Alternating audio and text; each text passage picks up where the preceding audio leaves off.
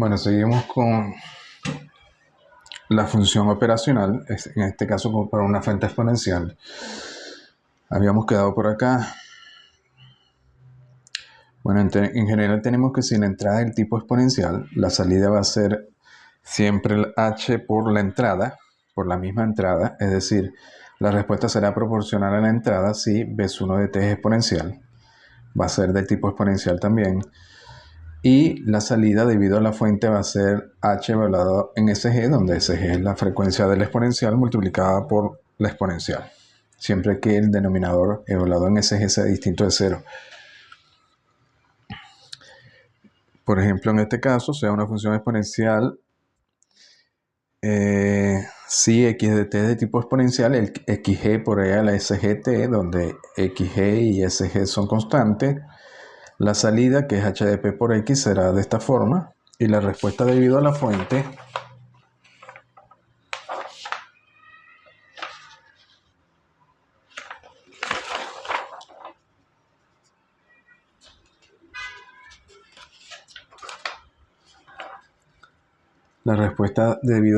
a la fuente va a ser también exponencial, va a ser h evaluada en SG por la entrada. A ver, aquí tenemos un ejemplo, tenemos una entrada B sub B que es de tipo exponencial con frecuencia SG igual a 20 por ahí a la menos 2t. Tenemos otra entrada que es 70 y la otra entrada es 0. Este sería el problema anterior que vimos en el primer vídeo. La salida por superposición, entonces ¿qué va a ser? Va a ser la función h, pero en este caso h de a, es decir, la función h de a asociada a b sub a multiplicada por b sub a, la función h de b multiplicada por b sub b y la función h de i multiplicada por i.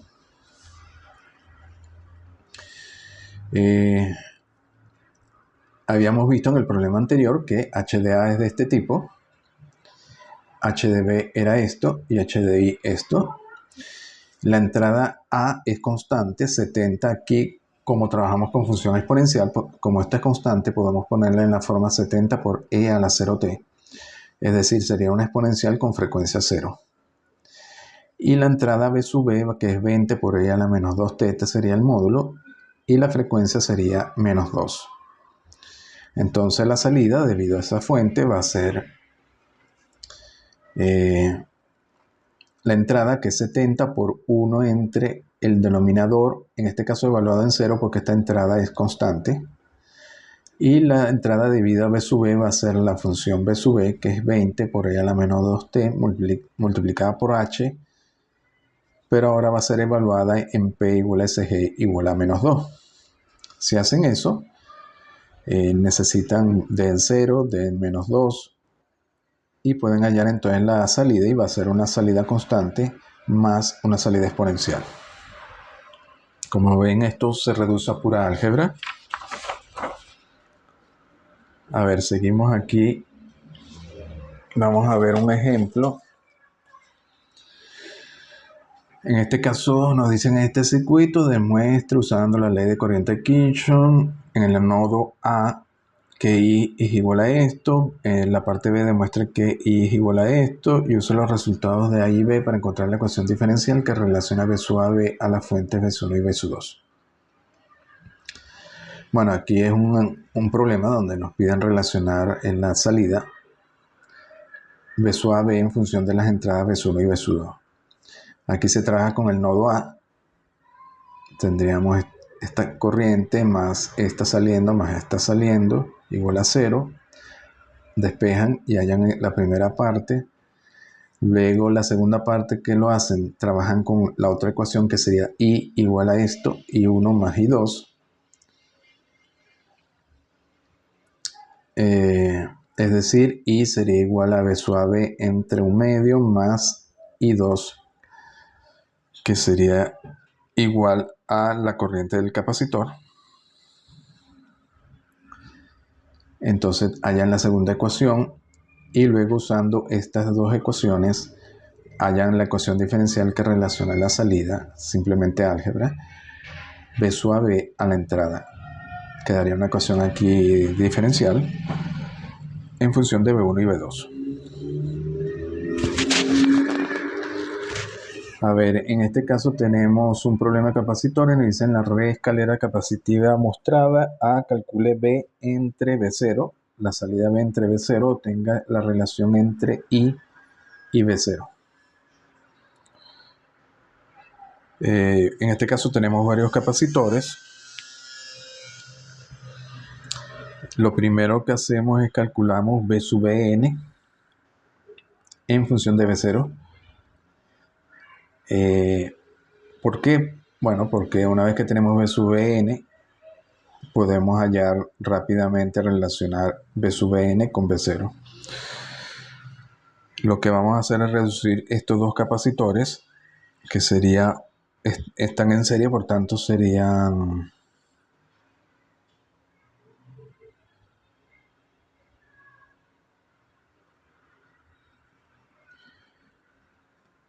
tendríamos estos dos capacitores, el de 1/2 y el de 0,4, que están en serie. Entonces sería 1/2 por 0,4, entre la suma nos daría 0,3 F.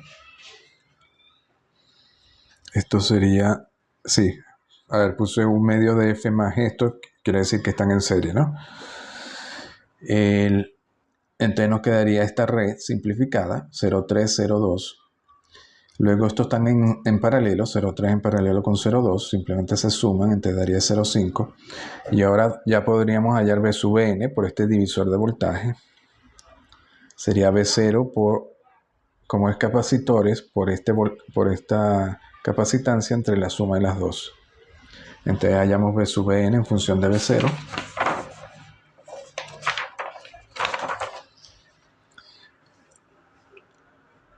Luego trabajamos con B sub n. Bueno, ya, ajá. Luego tenemos que relacionar B con B sub n. Tendríamos B sub n, tenemos entonces el capacitor de 1, 2, 0, 4 y tenemos B. B de nuevo sería igual al divisor de voltaje, B sub n por entre este más este, y por tanto relacionamos B con B0. Luego trabajamos con este gráfico, B0. Ahora vamos a trabajar con la notación operacional. B0 sería igual a I por esta impedancia, Z1 más I por Z2. Z1 sería entonces el capacitor, sería igual a 1 entre C1P, Z2 1 entre C2P, ¿no? C1 es 1/2 y C2 es 0,5.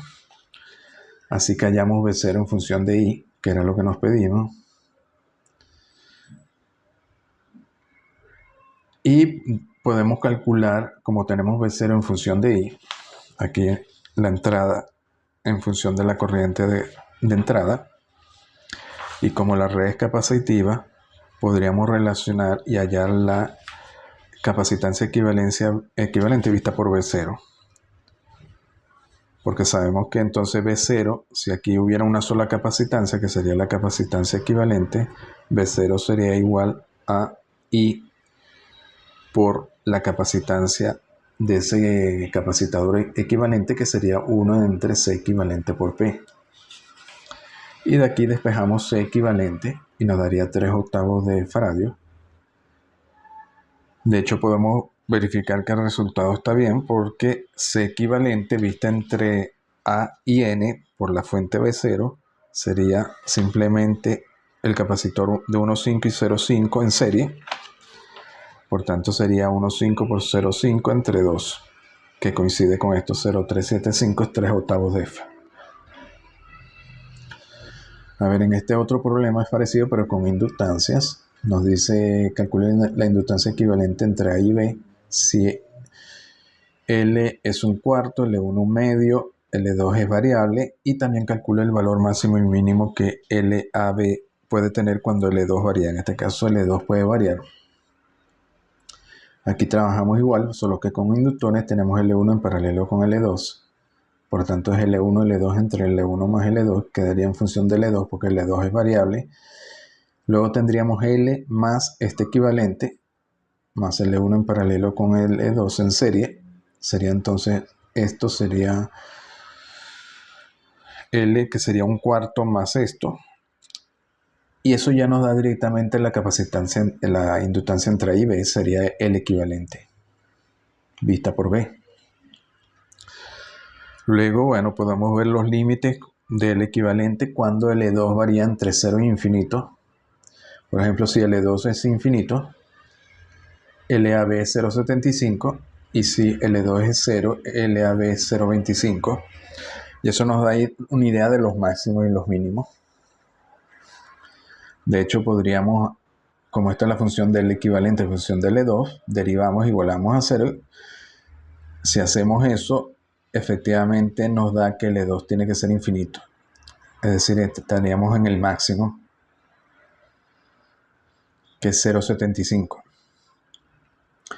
De hecho, pueden graficar esta función de la deriva de este tipo. Tendrían, como L2 tiene que ser mayor que 0, le da L mínimo 0,25 y L máximo sería, cuando L2 es infinito, 0,75.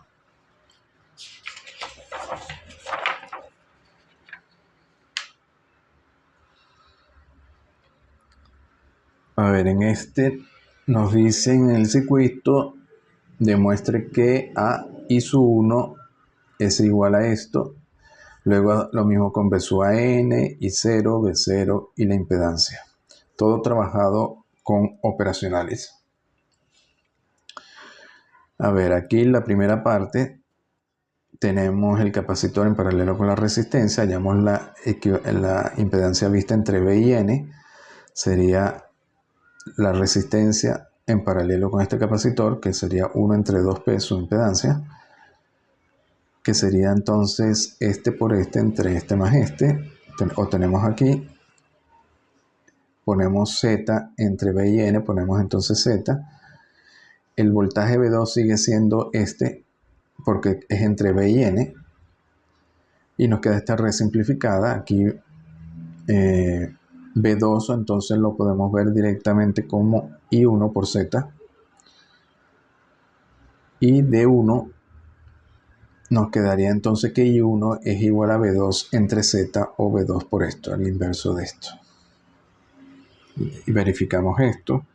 La parte B nos piden es B sub AN en función de B2. Bueno, aquí B sub AN vemos que es directamente I1 por esta resistencia más I1 por esta impedancia, que es 2P, y I1 por Z, que sería B sub 2. I1 por Z sería esto por Z. Bueno, Z ya lo tenemos en función de P, lo meten todo y hayan B sub AN en función de B sub 2. La parte C es I0 en función de B2. Bueno, aquí B0 sería igual a I0 sería igual a esta corriente más esta corriente es I1, entonces sería B sub AN entre esta impedancia, que es 1 entre P. Nos queda en función de B sub AN, pero B sub AN ya la tenemos, así que podemos hallar I0 en función de B sub 2 y un polinomio en P. La parte D es B0 en función de B2.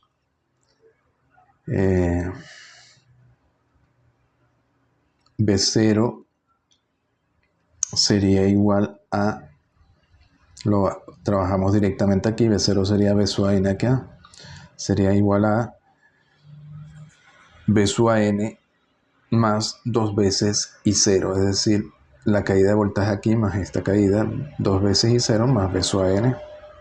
I0 ya lo tenemos aquí, B sub AN acá, y ya llamamos B0 en función de B2. Y la parte E, la impedancia Z A'N, la impedancia vista por B0, es directamente, como es la impedancia vista por B0, es directamente B0 entre I0. B0 ya lo tenemos en función de P y B2, y 0 lo tenemos en función de P y B2. Los B2 se van y ya nos queda entonces Z A'N.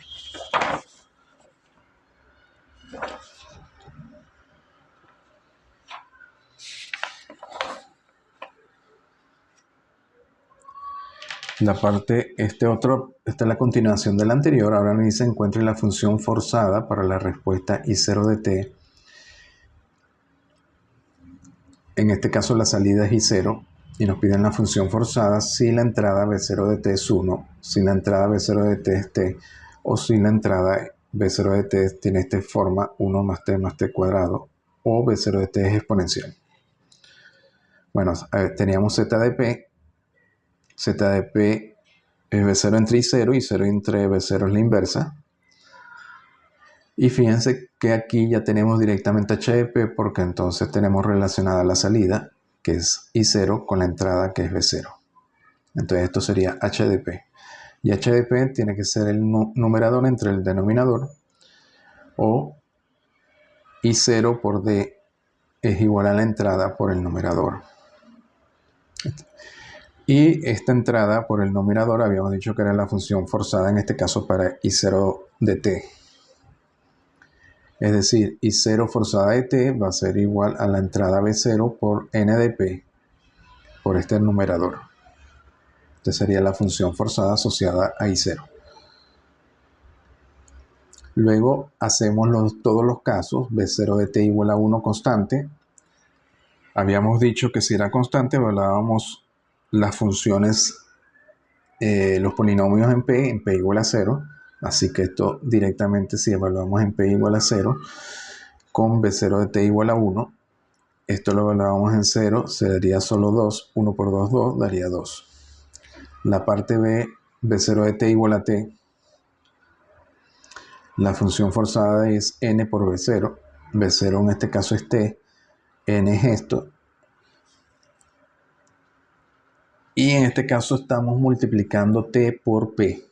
Recuerden que p es el operador, por lo tanto es la derivada, ¿no? Entonces te quedaría 4 por la derivada tercera de t con respecto al tiempo, 6 más la derivada segunda de t con respecto al tiempo, más 5 por la derivada de t con respecto a t, más 2t. A esta derivada 0, la derivada de t con respecto a t da 1, entonces daría 5 más 2t. La parte c es lo mismo, solo que la función es 1 más t cuadrado.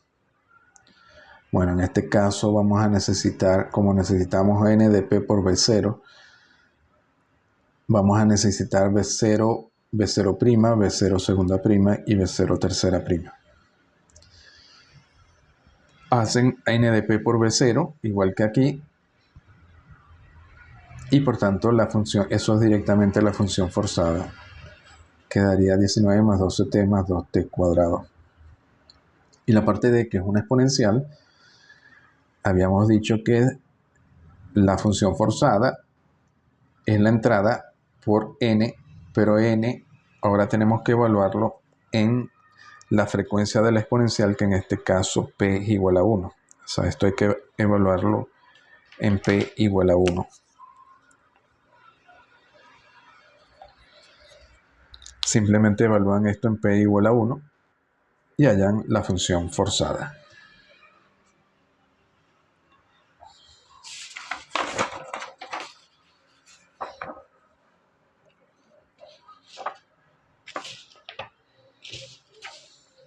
A ver, en este problema nos dicen la respuesta B2 de t está relacionada a la fuente B0 de t por esta función. Encuentre la componente de la respuesta debido a la fuente. Tenemos tres casos, una constante, una exponencial y otra exponencial acá. Bueno, esto es lo mismo del problema anterior. Tenemos B2 que relaciona B2 con B0 a través de h de p. Si B0 es 10, constante, P es igual a 0, simplemente hacemos P igual a 0, ya tenemos B2 en función de B0. Porque nos dicen encuentren la componente de la respuesta, es decir, B2, debido a la fuente B0. La parte B es una exponencial, 5e a la menos t, por tanto P es menos 1. Hacemos lo mismo, ponemos P igual a menos 1 y hallamos B2 en función de B0. Y la parte C igual.